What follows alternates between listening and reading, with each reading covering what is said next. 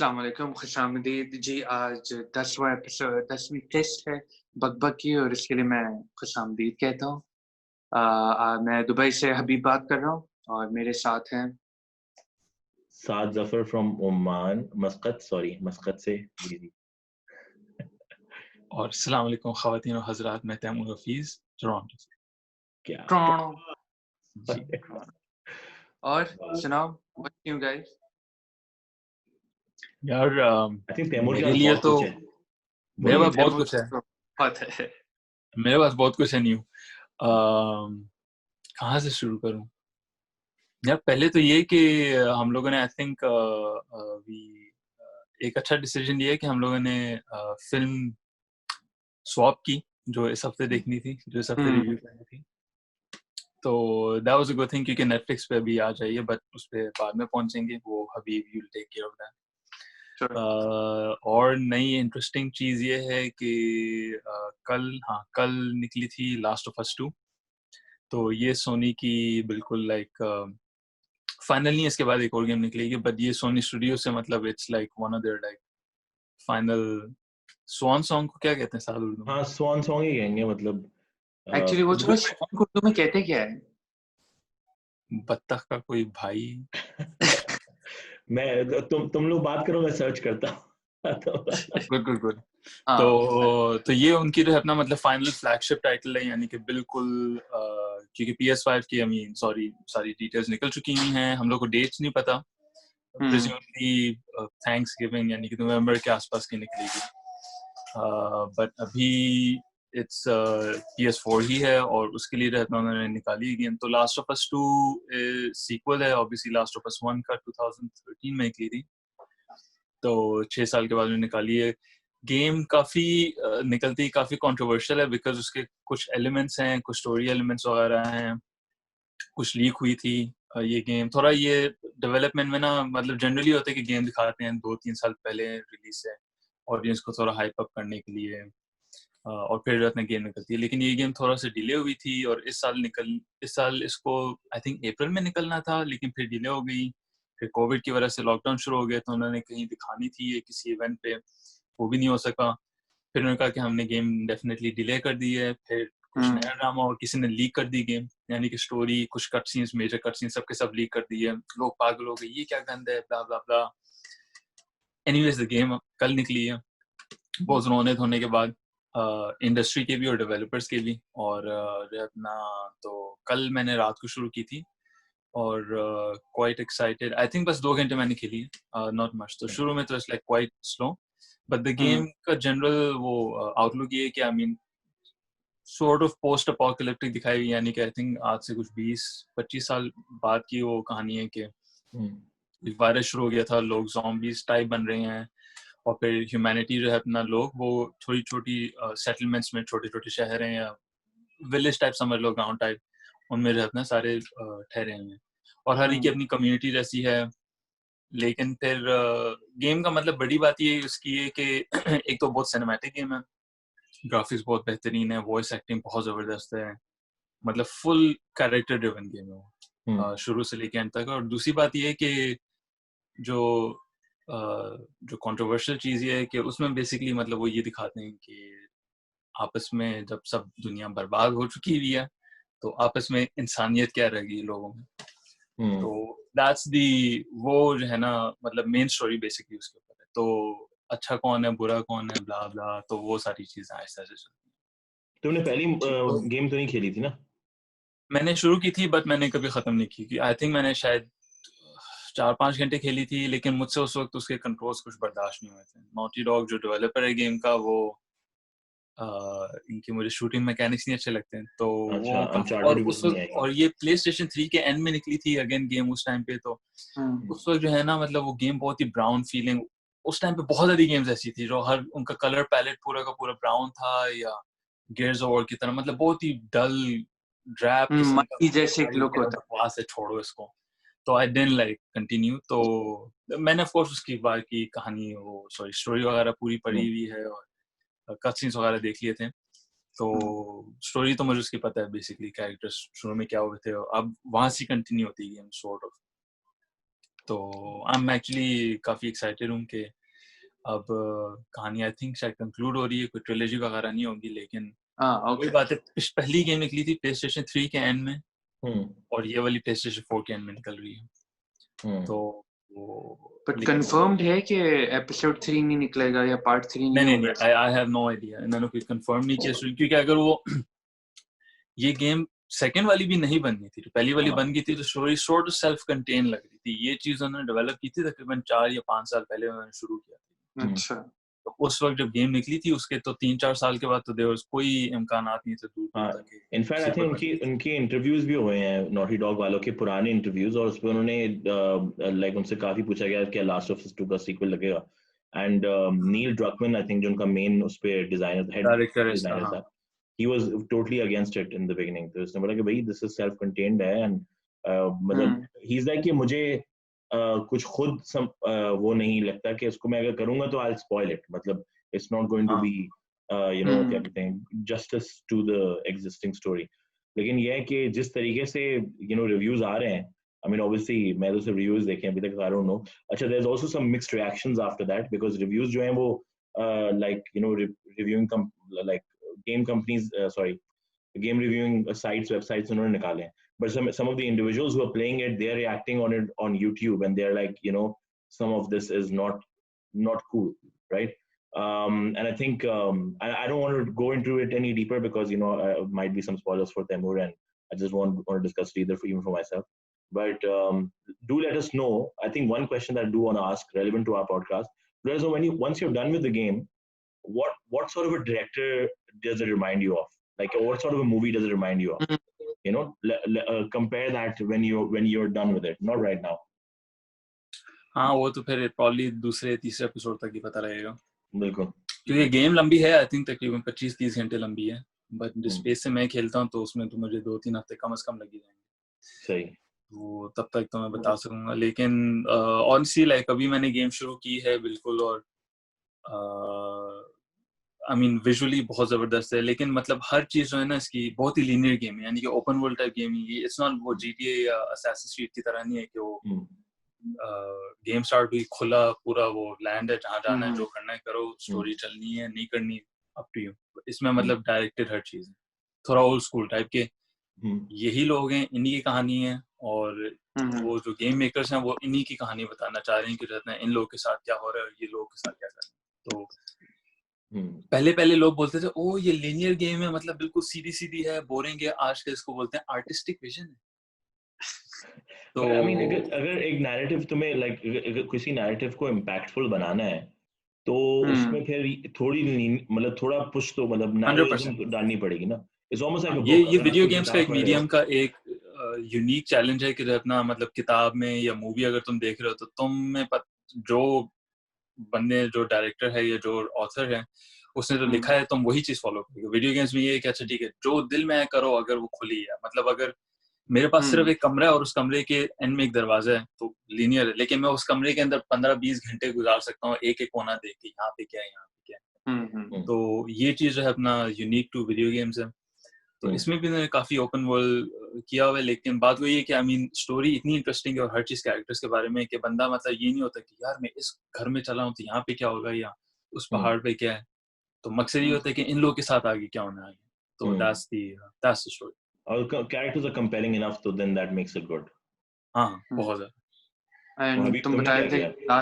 Last of one में तुम्हें क्या कहते हैं कंट्रोल्स अच्छे नहीं लगे थे, do you think it's improved changed हाँ फॉर श्योर, इन्होंने इनके पास 3 गेम्स उन्होंने उसके बाद निकाली हैं मेजर थर्ड पर्सन, एक तो अनचार्टेड 4 थी, फिर आई थिंक 3 भी थी, 3 और 4 निकली है, 2 नहीं अनचार्टेड 3 के बाद I think last of us निकली, बिकॉज़ लास्ट ऑफ अस बिल्कुल एंड में निकली थी, like it was right at the end, क्योंकि उसके एक साल के बाद जो है ना PlayStation 4 पे रीमास्टर आ गया तो वो बिल्कुल खात्मे पे उसकी निकली थी, बट और फिर लास्ट ऑफ अस कंट्रोल्स की ने DLC इम्प्रूव आई किए, थी। यानी कि हाँ ये गेम एक ऐसी, इसकी एक बेहतरीन चीज ये है कि डिजाइन वाइज इन्होंने एक्सेसिबिलिटी ऑप्शंस कहते हैं बहुत रखे हुए हैं, यानी कि पहले एक्सेसिबिलिटी ऑप्शन ये होते थे कि यार कलर ब्लाइंड लोग हैं तो उनके लिए थोड़ा सा लाइक पैलेट थोड़ा सा चेंज कर लेंगे कि पता लगे कि दुश्मन कहाँ पे या जानवर कहाँ पे जो भी। इसमें उन्होंने सबटाइटल्स डाले हुए हैं, वो तो यार तुम सबटाइटल्स के जो लोग हैं उनके कलर चेंज कर सकते हो, साइज चेंज कर सकते हो, तुम इसकी ऑडियो क्यूज तुम चेंज कर सकते हो, हर पे तुम्हें जो कुछ चाहिए डाल सकते हो, डिफिकल्टी किसी भी लेवल पे तुम चेंज कर सकते हो, किसी भी पॉइंट पे कोई इसकी ट्रॉफी सिस्टम जो है ना वो डिफिकल्टी पे टाइड इन नहीं है। इसमें 60 सॉरी, एक सेकेंड। तो तुम बता रहे हो गेम के बीच में मैं डिफिकल्टी लेवल इंक्रीज भी कर सकता हूँ, कम भी कर सकता हूँ? एब्सोल्युटली। Wow. इंटरेस्टिंग। इसमें 60 से ऊपर वो एक्सेसिबिलिटी ऑप्शंस हैं, यानी कि इस हद तक के गेम डिजाइनर्स ने खुद ये बोला है कि जो साउंड डिजाइनर्स हैं, यानी कि अगर तुम्हारी मतलब मैं ये नहीं कहूँगा कंप्लीटली ब्लाइंड, लेकिन अगर तुम्हारी विजिबिलिटी बहुत पुअर है, तुम गेम के कुछ लेवल जो है ना सिर्फ साउंड पे बेस्ड खत्म कर सकते हो। वो उन्होंने इतनी डेडिकेटेड लेवल से उन्होंने हर चीज इसके अंदर डाली हुई है कि तुम्हारी विजुअल इम्पेयरमेंट है, तुम्हारी मूवमेंट इम्पेयरमेंट है, यानी कि अगर कुछ लोगों का होता है ना कि 2 जॉयस्टिक्स ले ली तो यार कैमरा किधर है, मैंने कहाँ चलना है, तो लोगों को वो चीज नहीं घुसती है कि भाई कंट्रोल कैसे करना है, कैमरा कैसे, तो उसमें भी जो है ना तुम्हारा कैमरा कंट्रोल हो सकता है। अगर तुम्हारी अगेन डिपेंडिंग कि लाइक कुछ लोग मतलब सिंगल हैंडेड यूज करते हैं ड्यू टू इंजरी या जो भी है, उस लिहाज से भी उन्होंने किया हुआ है कि कैमरा जो है ना वो फिक्स लेफ्ट साइड पे होगा या फिक्स राइट साइड पे होगा, या हॉरिजॉन्टली जो है ना या वाई एक्सिस पे जो है ना वो कैमरा आपका फिक्स्ड होगा बेस्ड क्या आपकी मूवमेंट क्या है। मतलब इस कदर उन्होंने एक्सेसिबिलिटी ऑप्शंस डाले हुए हैं कि ऑनेस्टली कोई गेम अभी तक नहीं है, और ये लैंडमार्क गेम होगी मल्टीपल रीजंस की वजह से, ग्राफिकली और स्टोरी वाइज और क्या क्या वो बता रहे हैं, लेकिन एक्सेसिबिलिटी वाइज ऑप्शंस भी एज वेल कि लोग बोलेंगे कि यार आज से 5 साल बाद, 2 साल बाद, साल बाद, महीनों बाद यार लास्ट ऑफ अस की तरह उन्होंने एक्सेसिबिलिटीज नहीं डाले तो मतलब कोई भी उठा के ये गेम नहीं खेल सकता। मतलब इस लेवल तक उन्होंने सोचा हुआ है और इस लेवल तक उन्होंने काम किया हुआ है लोगों के साथ। नाइस। तो इट्स लाइक मैं ये नहीं कहूँगा मास्टरपीस है क्योंकि ऑब्वियसली मैंने गेम नहीं खेली हुई, लेकिन जस्ट इन टर्म्स ऑफ की प्रोडक्शन जो उन्होंने की, जो मेहनत डाली हुई उस पे, अनडाउटेडली मतलब it's next level thing. True.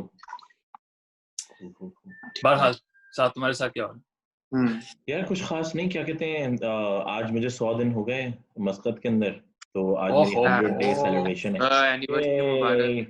तो मैं अपने 100 डे के लिए एक्चुअली मैंने ये बनाया था कल रात में, एंड मैंने वो भी लिया, ईजल भी लिया आज जाके, because the canvas size is pretty big. It's like 50 by 80 या 50 by 70 है, तो उस पर जमीन में बैठ के बनाया नहीं जाया, तो मैंने कहा कि my 100 day gift to myself is buying an easel. So my 30 day gift to myself was a क्या कहते हैं, क्या था वो, honey cake. Obviously doesn't I was like I don't want to have like load myself with sugar all the time. I get to a milestone, so I thought let's do something creative. So that's about that. And then obviously I was watching The Five Bloods, which I watched yesterday. So I think I mean nothing other than that. मतलब काम वाम बहुत ज़्यादा strict हुआ है आजकल because of all these reopenings or kind of openings जहाँ पता नहीं चल रहा कि open हो रहा है नहीं हो रहा है. You know how it is in Dubai, Habib, जो चल रहा है. So yeah, I think on that cue you could probably take up. Okay, how is it happening? What's going on in Dubai? Dubai में तो अभी हर चीज almost pretty much खुल चुकी है, 100% ऑक्यूपेंसी के साथ भी है, तो स्लोली बट श्योरली लोग जाना चाह रहे हैं। मैं अभी भी आई थिंक हम एक हफ्ता तो मैं अभी भी घर में ही रहूंगा, फिर उसके बाद स्लोली जाके देखूंगा। लेकिन फिर ये उसमें मैंने एक चीज रियलाइज की कि मैं इतना हर चीज ऑनलाइन करता हूँ कि मैं मॉल वाकई में सिर्फ सिनेमा देखने के लिए या रेस्टोरेंट चले जाता था। And that's pretty much why I go to malls. So मेरे लिए इतना बड़ा difference नहीं हुआ है। थोड़े लोग obviously ज़्यादा affected हुए हैं with this. But I think I've seen कि मुझे मेरा भाई बता रहा था and people from the office as well कि जब उन्होंने खोला ये तो Thursday को the malls were packed. People were like frustrated. आज़ादी की तरह लोग जा रहे थे ना कि वो finally अरे यार मॉल जाते हैं मॉल। हाँ, और देखो अभी यहाँ पे गर्मियाँ भी शुरू हो गई हैं, तो ये भी नहीं कि बंदा सोचे यार कि चलो मैं बाहर कहीं जाऊँ, अगर जाना है तो एयर कंडीशन जगह ही जाना है। तो But something weird happened here, like उन्होंने यहाँ पर beach access बंद कर दिया कल से, so or I think मतलब yeah maybe they changed the times because I went on my usual time like evening में, and while I was walking up to that वहाँ पुलिस खड़ी हुई थी अंदर like भाई वापस चले जाओ। I'm like I thought we could walk, so like नहीं खत्म हो गया, okay fine. So I don't know what's happening, but maybe in a few days I'll find I out. Think कुछ जगहों पे जहाँ पे सेकेंड वेव्स का इनको थोड़ा सा खतरा लग रहा है, लाइक लिटरली अगर मीडियन से जरा सी भी बाहर ऊपर जाती है कि ये ज्यादा केसेस रिपोर्ट हुए थोड़े से इलाकों में विद इन अ सिटी, तो वो रिस्ट्रिक्शंस वापस लॉकडाउन कर I mean, Oman is doing around 1,500 cases every 2 days, 3 days. So 2 to 3 days. 100 500 मतलब 400-500 cases per day. per day. So यार इतनी छोटी कंट्री के लिए दैट्स अ बिग नंबर. तो दुबई में भी बिग नंबर. उतने ही हो रहे हैं. हाँ, दुबई की population is far higher than Oman. हाँ, दुबई की पॉपुलेशन बहुत ज्यादा है. Correct. That's correct. से तो क्या होता है? Let's see क्या होता है. Anyway, so Habib, you I want to think- jump into? हाँ, let's start on the movie. आज की मूवी है The Five Bloods. ये स्पाइक ली की है. एंड जस्ट बहुत ही छोटा सा इंट्रोडक्शन देता है. तो ये बेसिकली एक है वियतनाम वॉर के बारे में है. And but the difference is that ये है कि 4 अफ्रीकन अमेरिकन जो हैं ये वापस वियतनाम जाते हैं टू गेट. स्पॉयलर्स तो डाल सकते हैं ना इस पे अभी या नहीं नहीं ये डाल? कल निकली ये तो सिनॉप्सिस है. नहीं ये तो कोर्स सिनॉप्सिस है क्योंकि ये मूवी के क्या मतलब हाँ उसके अंदर लिखा हुआ आधे है. घंटे में पता लग जाता है कि क्या हो रहा है. हाँ, नहीं वो तो उसकी डिस्क्रिप्शन में भी ये लिखा हुआ है. You're right. डिस्क्रिप्शन में भी. हाँ, तो यही है कि टेक्निकली 4 दोस्त थे वियतनाम वॉर में जो एक ही बटालियन जो भी उसमें थे. एंड देन वापस जाते हैं वियतनाम. एक उनका 4 में से एक बंदा हलाक हो जाता है वहां पे. तो उसकी बॉडी लेने के लिए 5 में से एक हलाक हो जाता है. तो उसकी बॉडी पिक करने के लिए जाते हैं और फिर उसमें थोड़े और ट्विस्ट और टर्न्स होते हैं. तो ये स्पाइक ली की मूवी है. एंड मेरे ख्याल से मेरे कहने से पहले I would really like to hear आप लोग को क्या लगा. तो I think Saad you want to start. But before anything, like Spike Lee ने कौन सी और मूवीज बनाई हुई, like उसकी as a director की क्या significance है बंदे की? हाँ, स्पाइक ली की बड़ी में से मैल्कम एक्स है, इनसाइड मैन है, और उसकी एक और मूवी जो मैं बहुत सरप्राइज थे कि हैं इसने ये स्पाइक ली ने बनाया. एक second, I can't really recall. But हाँ, तो स्पाइक ली यार ऑस्कर नॉमिनेटेड है. he's done a lot of great movies. एक second, I'm just going through it right. हाँ, उसने ब्लैक के क्लैंसमैन भी बनाई थी. ओह हाँ, ब्लैक क्लैंसमैन जो लास्ट ईयर ऑस्कर विनर थी वो, राइट? ऑस्कर विनर भी है. तो आई थिंक 2 years ago. तो इट्स प्रीटी गुड. और उसके अंदर मतलब ये डायरेक्टर की वो उसकी खास बात ये है कि आई मीन वो थोड़ा ब्लैक कम्युनिटी के लिए थोड़ा सा मोर प्रोमिनेंट एंड काफी like straight to the point social issues जो है ना वो लेके आते हैं. और बहुत अपफ्रंट होता है उसके बारे में कि द सिचुएशन जो रियलिटी ऑन द ग्राउंड है and this is what it is. तो इस मामले में I think overall movie I liked it. There were a lot of things which I liked, लेकिन there were a few things जो मुझे सही नहीं लगी. तो I think let's start with जो मुझे चीजें पसंद आई. तो यार honestly it was a bit weird क्योंकि टाइमिंग के देखो कि अभी जो करंट सिचुएशन जो है जो न्यूज पे हो रहा है और वो सब, और अभी की अभी मूवी निकली है. तो ये एक बड़ा जेनरिक आइडिया जो होता है ना कि these things जो आइडिया जो अभी ब्लैक लाइव्स मैटर जो लोगों को प्रॉब्लम हो रही है, this has been there for a while. इनको काफी वक्त से वियतनाम वॉर के वक्त से कि जब 32% वो बल्कि कैरेक्टर भी बोलते हैं ना कि ऑलमोस्ट 32% ऑफ उससे भी पहले एंड देन वाशिंगटन पे जो है ना बोला था कि वो बंदा भी 127 स्लेव्स के साथ था. मैंने 16-17 के जो है अपने events no but sorry, the point जो मैं बताना चाहती ये था कि 32% of all soldiers were black. But यही देखो कि सारी की सारी जो हॉलीवुड की वियतनाम की मूवीज थे ना, आपका रैम्बो सब, इसमें सिर्फ और सिर्फ गोरे ही दिखाएं. तो कहते हैं कि हर चीज पे व्हाइट वॉश हो जाता है. तो ये बहुत अच्छा रिफ्रेशिंग टेक था कि आपके माइनॉरिटीज भी हैं और ऑप्रेस्ड कम्युनिटीज भी हैं और वो लोग भी जाके उनको कैसे प्रॉब्लम्स हुए. और यहाँ तक कि ये लोग जब वहां पे के वियतनाम, तो ये वियतनामीज सीखे कि यार इनको तो ये गाली से बुलाते और ये इनकी क्या वैल्यू है. वियतनामीज ने भी रियलाइज कर लिया कि ये लोग जो हैं वो एक माइनॉरिटी तबका है जो जिनको यहाँ भेजा हुआ है जंग लड़ने के लिए. और ये चीज मुझे अच्छी लगी कि दोनों साइड्स में उन्होंने बहुत वॉर को काफी ह्यूमनाइज किए हैं कि जो लोग अफेक्ट होते हैं, और दोनों साइड पे लोग ऑप्रेसिव हो रहे हैं, दोनों साइड में लोग प्रॉब्लम हो रहे हैं, फॉल्ट हो रहे हैं। तो ये चीज मुझे काफी अच्छी लगी।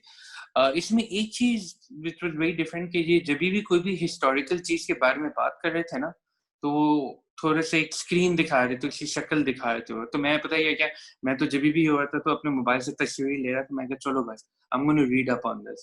So I think it's good, it's a movie experience in which आप थोड़ा सीख भी रहे हैं about history. So that मुझे काफी अच्छी लगी। मेरे ख्याल से मूवी एक चीज मुझे नहीं अच्छी लगी तो पेसिंग थी, कि 2 से 3 बार मूवी के दौरान मैं अपना टाइम देखा, मैं बल्कि पॉज भी किया देखने के लिए कि यार अब कितनी मूवी बची है। I think I did that too. ये हाँ, तो ये थोड़ा उससे मुझे हुआ, और मेरे हिसाब से ये बहुत इम्पोर्टेंट है, क्योंकि द मोमेंट मुझे लगता है कि यार पेसिंग ऑफ है, मेरे ख्याल say that really ruins the movie। लेकिन स्क्रिप्ट मुझे काफी अच्छी लगी, डायरेक्शन स्पाइक ली की थी, अच्छी थी। थोड़े इसमें क्यूज थोड़े मुझे ज्यादा ओवर द टॉप लगे, स्पेसिफिकली जो वो फिफ्थ ब्लड वाला जो होता है ना, जो आपका टिचाला जो है चैडविक बोसमैन, उसको जब भी दिखाते हैं तो पूरा उसको उनका ये जो ब्लड के जो ग्रुप होता है, ये उनका वो होता है मैल्कम एक्स, और उससे कंपेयर कर रहे होते हैं। तो उसको जब भी कैमरा में दिखाते हैं तो पीछे से सनलाइट और थोड़ा हेलो दिखाते हैं, उसको थोड़ा गॉडली प्रेजेंस दिखाने में। तो मैंने पहले सीन में ही नोटिस किया, फिर दूसरी बार नोटिस किया, फिर मैंने कहा यार ये थोड़ा ज्यादा मुझे फोर्स फीलिंग है। बट ओवरऑल मुझे तो मूवी अच्छी लगी। What about you guys? Taimur, you want to start? मैं सिर्फ तुम्हारे लास्ट पॉइंट पे पिकअप करूंगा कि जहाँ पे उसकी वो जो उनका लीडर था अपना चैडविक बोसमैन, उसकी जो प्रेजेंटेशन उन्होंने इसलिए दिखाई थी बिकॉज अब मुझे पता नहीं कि इंटेंशन ये थी या नहीं, लेकिन जनरली ये होता है कि एक तो वो लीडर था उनका, उसने उनको मतलब थ्रू आउट द मूवी बताया था कि वो अच्छा करने के चक्कर में था वो बंदा शुरू से। लीडर जब वो जो सेकेंडरी जो उनका मिशन होता है उसका भी मकसद ये होता है कि ये चीज अपना ब्लैक कम्युनिटी को उसको बेहतर करने के लिए हम लोग को ये करना चाहिए था। तो उसको हमेशा जो है ना बहुत ही इंस्पिरेशनल लीडर एक वो उसको दी गई थी। और यार मेमोरीज में हमेशा ऐसे ही होता है कि तुम नोटिस करोगे कि मूवी जो है अपना, पहली बात तो ये कि प्रेजेंट टाइम में और पास्ट में रहती है। पास्ट में वो दिखाते हैं कि जो है अपना वियतनाम वॉर के दौरान जो है अपना ये लोग इन्होंने क्या क्या किया था।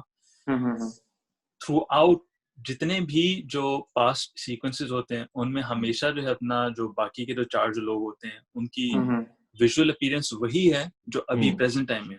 बिल्कुल। तो ये लोग याद कर रहे हैं वो टाइम, और जब तुम नोटिस करोगे कि जब तुम जब तुम आई डोंट नो, मेरे साथ ही होता है जनरली कि अगर मैं कोई पुराना टाइम याद कर रहा हूँ तो मैं अपने आप को अपने बचपन वाले रोल में नहीं देखता हूँ। मैं जो जिस बंदे को याद कर रहा हूँ, जो सीन में याद कर रहा हूँ, उसमें मैं दूसरों को देखता हूँ कि उस वक्त कैसे लगते थे।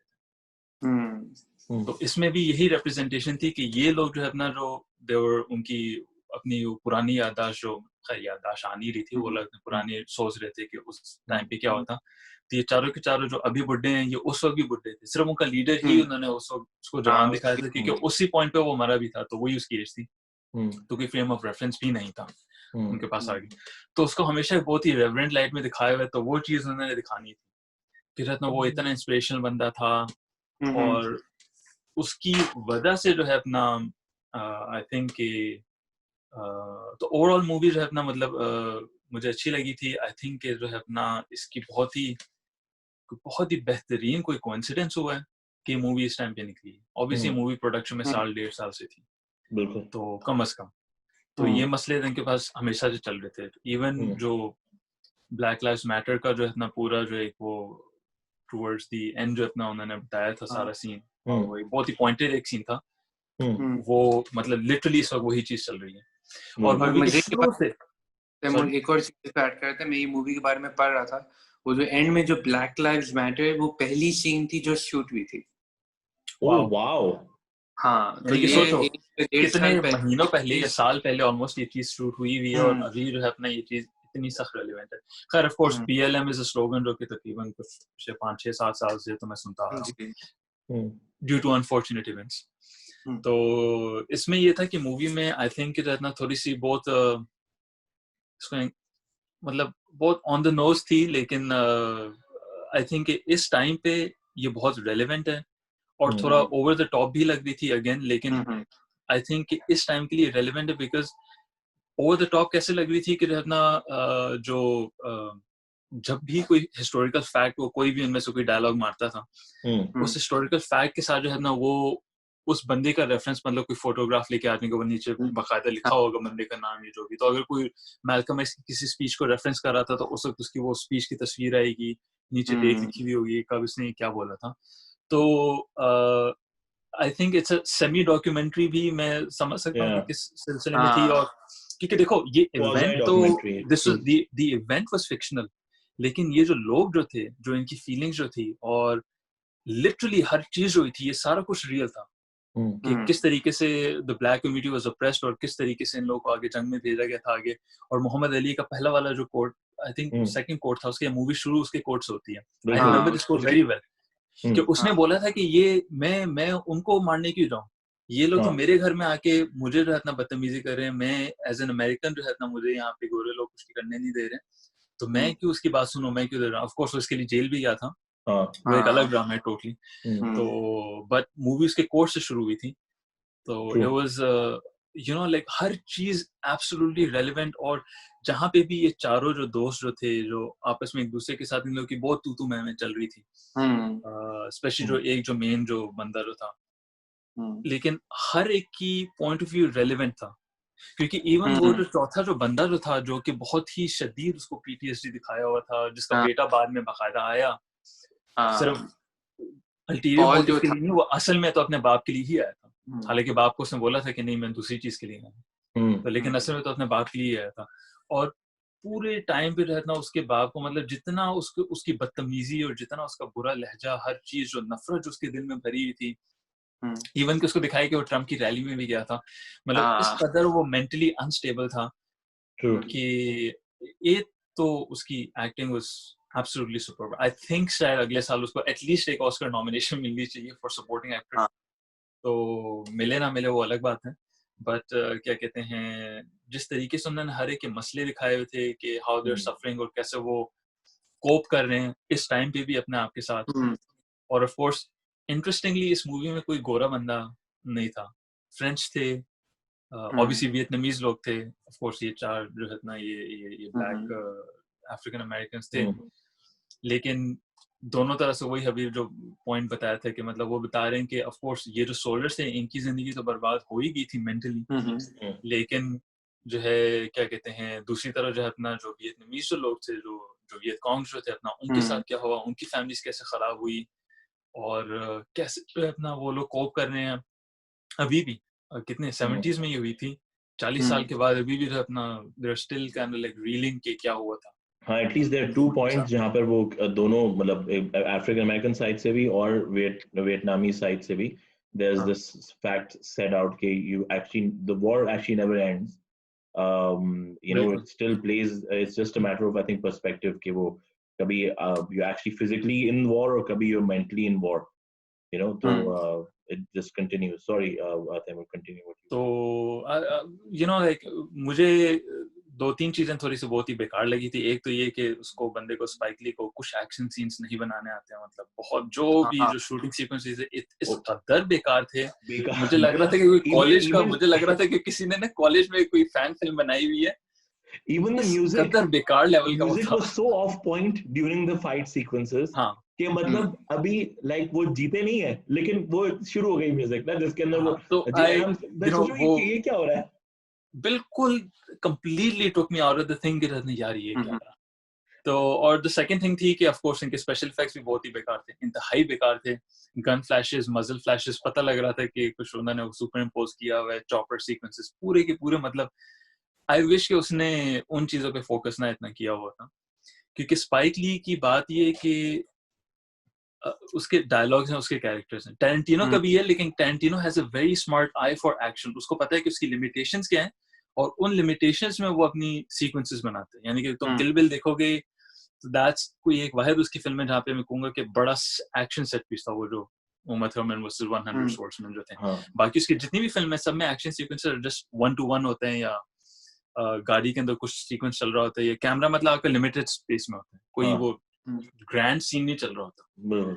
तो उसको पता है कि उसने कैसे फिल्में बनानी है, स्पाइक ली को अभी तक नहीं पता कि एक्शन सीक्वेंसेस कैसे करने चाहिए, लेकिन बात वही है कि सब्जेक्ट मैटर था कि जो ब्लैक पीपल के साथ जो जाती हुई थी उस टाइम पे भी और अभी तक जो चलती आ रही है, उस चीज को हाईलाइट किया, and he was completely successful in that. तो I think for me यार मुझे actually बहुत heavy लगी मूवी, like हाँ वो I तो mean थी, वो तो थी। to वो तो all your लाजमी।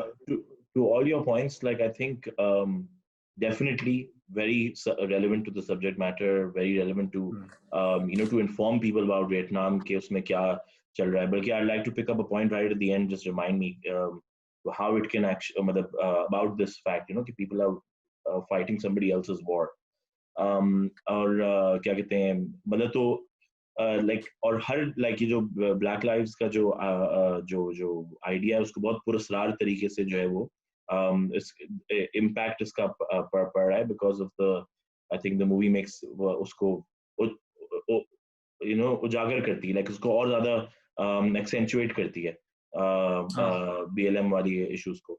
बट आई थिंक मुझे दो तीन चीजें जो तुमने पॉजिटिव पॉइंट्स जो तुमने बोले हैं वो एग्जैक्टली द सेम, बट कुछ जो नेगेटिव्स मुझे लगे वो ये थे कि एक तो I think the first act and I think even towards the end towards the last act editing was very poor. मतलब बीच में things would just cut and start from a different angle and you'd be like कि wait a second ये लोग कहाँ हैं, मतलब ये अब क्या हो गया वगैरह। then I thought there was excessive storylines जिसकी जरूरत नहीं थी, सही है ना। मतलब फॉर एग्जांपल उसकी बच्ची जो उनको वहां मिली वो तो इतना वो तो मतलब आई थिंक कि दो story lines were fine because उन्होंने चारों को मतलब 3-4 को तो चार तो लोग थे उनके बेचारे, उनको थोड़ा सा नॉट ह्यूमनाइज, लेकिन ये बताना था कि उनके लाइक जंग के बाद उनके इफेक्ट्स क्या हैं, बिकॉज उसको उस बंदे को PTSD था, दूसरे बंदे ने कहा जो जिसने पूरा ऑर्गेनाइज किया था ट्रिप कि भाई मेरा बिजनेस था लेकिन मैंने अपनी बेवकूफी में जो भी सब कुछ गवा दिया। तो हाँ और तो दूसरा बाकी आपका डॉक्टर था, एंड देन जो अपना लाइक इट मेड सेंस कि रहना अच्छा ठीक है, और उसमें भी उस प्लॉट लाइन को भी वो लेके आए थे जब उसने उसको कहा था कि जब उनके बीच में थोड़ी सी लड़ाई हुई थी। बिल्कुल, बट आई मीन मुझे ऐसा लगा था कि the heaviness right became because it's like मतलब आपको constantly स्क्रीन पे सिर्फ चार या 5 कैरेक्टर नजर आ रहे हैं, सही ना, at least let's say 2/3 of the movie, सही ना।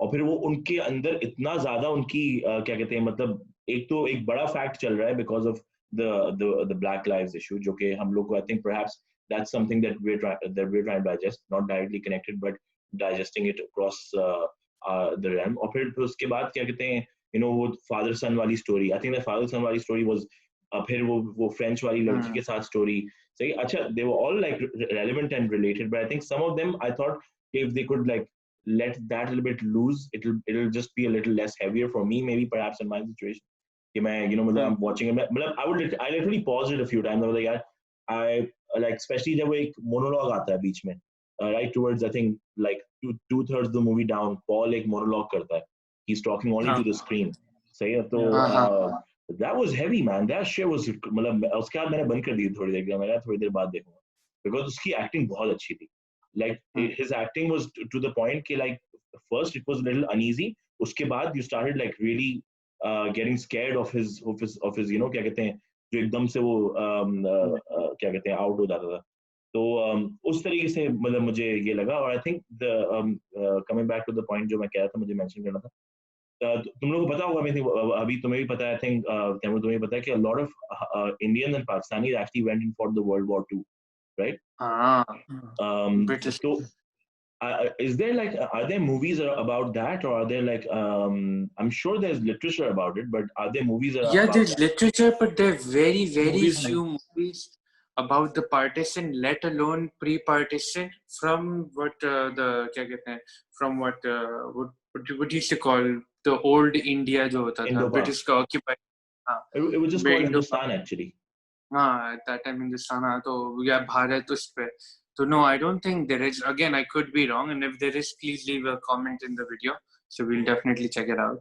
But I mean, that's a very relevant thing to us because we and I think you've hit the nail on the head because that's perhaps the reason why it's not brought into light too many times because then what people would be doing is looking at a dual nation like two nations having fought a proxy war for क्या कहते हैं Hmm. for the world war but which I think post partition perhaps doesn't make sense कि who's going to run the production budgets for any movies as such, right? मतलब, Sure. but क्या कहते हैं yeah, I guess that's something that I've read a few times, but never actually thought about. There's no like you know no stories that come out of that. You know about क्या कहते हैं कि people went maybe I think few hundred thousands were made to Pretty go. significant. Remember a number? I remember reading it in that Pakistan wali kitab, the one which you had got from. And उसमें क्या कहते हैं और फिर मतलब a lot of like families also talk about कि भाई हमारे परदादा या दादा जो हैं वो जंग लड़ने गए थे फिर वापस आए मतलब some people actually came back but या वहीं रह गए stayed in the British lands etc. So that's interesting. I mean I never thought कि there's any maybe we should search for it I think. और फिर काफी वक्त में मुझे एक और चीज इस पे बड़ी रियलाइज की कि और वो मोहम्मद अली के कोट से काफी रिलेटेड है कि आप वियतकॉम को जैसे वो तो वियतनाम वॉर के बारे में ही बता रहा था बट ये कि काफी बार मे बी अब थोड़ा मैं ज्यादा जेडेड हो गया हूँ बट पहले तो ये होता था ना कि हाँ मैं अपने मुल्क के लिए लड़ूंगा अब ये होगा कि अगर फर्स्ट कम से मैं सबसे पहले सवाल यही होगा क्यों I don't know if that's something that makes sense.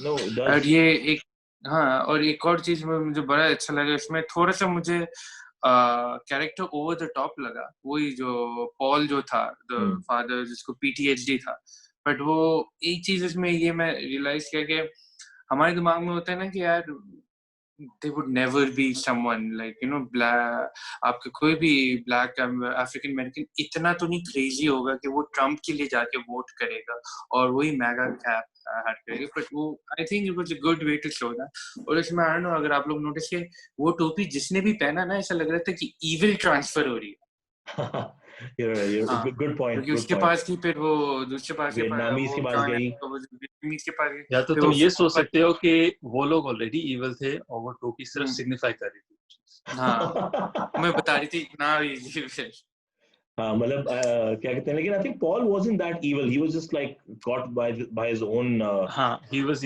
not evil. He was just completely मतलब वो हर चीज में उसके साथ बुरे circumstances होते थे because end में जो reveal होता है कि why is he feeling the guilt and everything और दूसरा तो उसका बेटा भी कहानी बताता है माँ के बारे में वो रिवील तुम लोगों को सेंस हो गया था क्या मुझे सेंस हो गया था वो थोड़ा पता लग गया वो मतलब मैं ये नहीं कहूँगा बहुत पहले से मतलब मैं ये कहूँगा कि जब वो सीन आ रहा था मैंने कहा कि हाँ यार मतलब मुझे I think बीच में वो एक डायलॉग कहता है जहाँ पर लाइक वो एक फ्लैशबैक दिखाते हैं जहाँ पर ऑटिस उससे पूछता है कि नॉर्म कहाँ है तो बोलता है KIA फिर उस वक्त क्या कहते हैं मुझे लगा कि रिवील जो है वो हो जाएगा the biggest giveaway I mean that's how you would normally report it anyway no but the way he said it I mean the way the story is building और पूरी मूवी के दौरान उसकी एक्टिंग इतनी अच्छी हो जैसे तरीके से बोलता है ना हाँ he was KIA थोड़ी उसकी हेजिटेशन से मैं समझ गया था कि यार ये that's weird दाल में कुछ काला है दाल में कुछ काला है दाल से याद आया तो फिर अब इस मूवी को क्या रेटिंग दी जाए और किस स्केल पे रेटिंग दी जाए हम लोग चेंज करते रहते हैं Yeah, I think I'm okay with pizzas again. I'm okay with pizza as well. Okay, so if it's pizza, no, I'm just thinking. So I think pizza की उसमें मैं इसको रेट करूँगा proper not Pizza Hut, ठीक है मैं लेके जाऊँगा proper कोई आपकी जैसे Rosso Vivo दुबई में जो जगह है proper उसमें plain margarita pizza, right? It's a very clear cut. The movie has a message. बिल्कुल obviously it has nothing but the best toppings, the freshest cheese, the freshest marinara sauce, which is great acting, great script, and it is a classic. It is a potential to be a classic. Probably जब मैं दूसरी बार देखूंगा तो I'll be able to pick up a lot more and then confirm. Otherwise, it's a great movie. और हाँ, उस I think वो जो बंदा है क्या है Paul, I'm forgetting his name. he definitely deserves at least an Oscar nomination for this. So yeah, margarita pizza for me. Not Pizza Hut, but like from an actual Italian owned restaurant. What about you guys? Temo, you go ahead. यार मैं I almost thought कि I will give it a frozen pizza rating, लेकिन इतनी वो नहीं थी. नहीं. Frozen Because of the pizza. नहीं. Wow. first half an hour. But even in frozen pizzas, काफी अच्छे होते हैं. Okay. Dude, कुछ Temo, बहुत can ज्यादा talk अच्छे. about frozen pizzas because ये इस city में जहाँ लेकिन पे नहीं halal ये pizza frozen ही pizza नहीं मिलते. थी. This is not a frozen pizza. तो मैं ये कहूँगा कि I would say कि मतलब Pizza Hut की, but this was just like a good 4 cheese margarita pizza. Nice.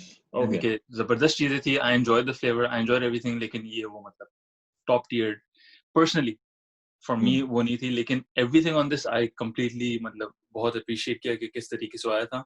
बस presentation में इसकी और कुछ technical aspects में जो है अपना and again थोड़ा सा melodramatic हो गया था. तो उस वजह से जो है अपना फिल्म थोड़ी सी पीछे रह गई.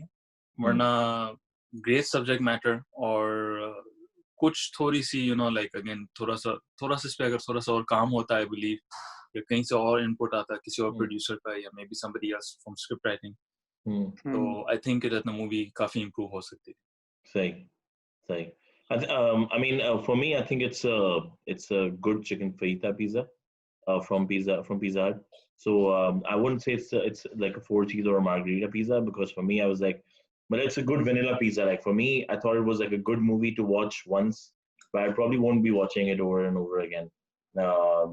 It's conveyed the message that it had to convey through a fictional story, but through a very strong suit of acting and script writing. And I'm good with it. That's it. Like I don't think I have extra laurel कुछ और मुझे उसको नहीं देने बस ना काफी. तुम लोगों को ऐसे पता है क्या कहते हैं ये मूवी एक्चुअली ऑलिवर स्टोन बनाने वाला था. हाँ. और फिर अलग ट्रिप काफी अलग होने वाली थी. हाँ, बट पूरी ये फिर स्क्रिप्ट अलग होने वाली थी. एंड मजे की बात क्या है, स्पाइक ली और जो दूसरा बन उन दोनों का teacher I think on that bombshell. Yes. Let's we'll अगले हफ्ते इंशाल्लाह मिलते हैं. बिल्कुल. इंशाल्लाह. Guys, stay safe and अल्लाह हाफिज़. हाँ, तैमूर बच्चों को मत मारो अपने ज़्यादा. हाँ, ज़्यादा नहीं.